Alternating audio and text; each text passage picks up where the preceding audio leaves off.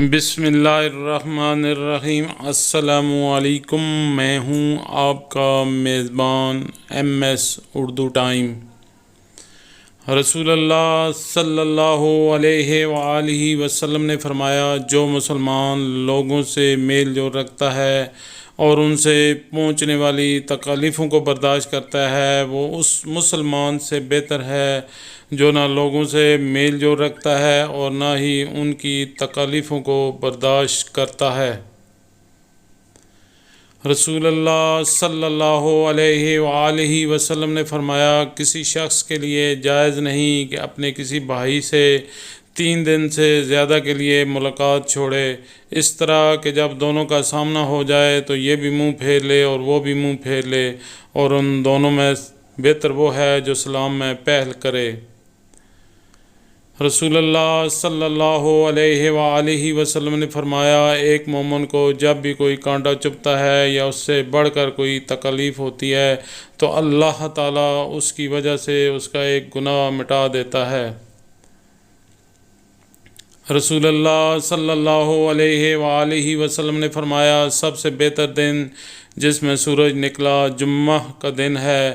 اسی دن آدم علیہ السلام کو پیدا کیا گیا، اسی دن انہیں جنت میں داخل کیا گیا، اسی دن انہیں جنت سے نکالا گیا، اور قیامت بھی اسی دن قائم ہوگی۔ رسول اللہ صلی اللہ علیہ وآلہ وسلم نے فرمایا، میت کے ساتھ 3 چیزیں چلتی ہیں، 2 تو واپس آ جاتی ہیں، صرف ایک کام اس کے ساتھ رہ جاتا ہے، اس کے ساتھ اس کے گھر والے، اس کا مال اور اس کا عمل چلتا ہے۔ اس کے گھر والے اور مال تو واپس آ جاتا ہے، اس کا عمل اس کے ساتھ باقی رہ جاتا ہے۔ رسول اللہ صلی اللہ علیہ وآلہ وسلم نے فرمایا، قیامت کے دن اللہ کی نظر میں 2 رخ شخص سے بدتر کوئی نہیں ہوگا۔ رسول اللہ صلی اللہ علیہ وآلہ وسلم نے فرمایا، قرآن کی 30 آیتوں کی ایک صورت نے ایک آدمی کی شفاعت کی تو اسے بخش دیا گیا۔ یہ صورت تبارک الذی بیدہ الملک ہے۔ رسول اللہ صلی اللہ علیہ وآلہ وسلم نے فرمایا، جس نے استغفار کو لازم کر لیا تو اللہ تعالیٰ اسے ہر غم اور تکالیف سے نجات دے گا اور ہر تنگی سے نکلنے کا راستہ پیدا فرما دے گا، اسے ایسی جگہ سے رزق عطا فرمائے گا جہاں سے اسے وہم و گمان بھی نہ ہوگا۔ رسول اللہ صلی اللہ علیہ وآلہ وسلم نے فرمایا، اگر انسان کے پاس مال کی 2 وادیاں ہوں تو تیسری کا خواہشمند ہوگا، اور انسان کا پیٹ مٹی کے سوا اور کوئی چیز نہیں بھر سکتی، اور اللہ اس شخص کی توبہ قبول کرتا ہے جو دل سے سچی توبہ کرتا ہے۔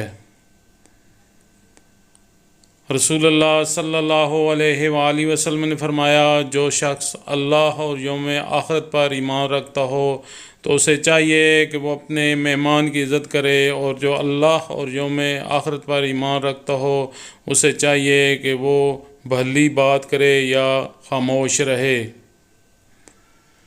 رسول اللہ صلی اللہ علیہ وآلہ وسلم نے فرمایا، جب کوئی مسلمان مجھ پر درود بھیجتا ہے تو فرشتے جب تک وہ مجھ پر درود بھیجتا ہے اس کے لیے دعا کرتے رہتے ہیں۔ اب بندہ چاہے تو مجھ پر کم درود بھیجے یا زیادہ بھیجے۔ رسول اللہ صلی اللہ علیہ وآلہ وسلم نے فرمایا، جس نے کتاب اللہ کا ایک حرف پڑھا اسے اس کے بدلے 1 نیکی ملے گی، اور 1 نیکی 10 گنا بڑھا دی جائے گی۔ میں نہیں کہتا الف لام میم ایک حرف ہے، بلکہ الف ایک حرف ہے، لام ایک حرف ہے اور میم ایک حرف ہے۔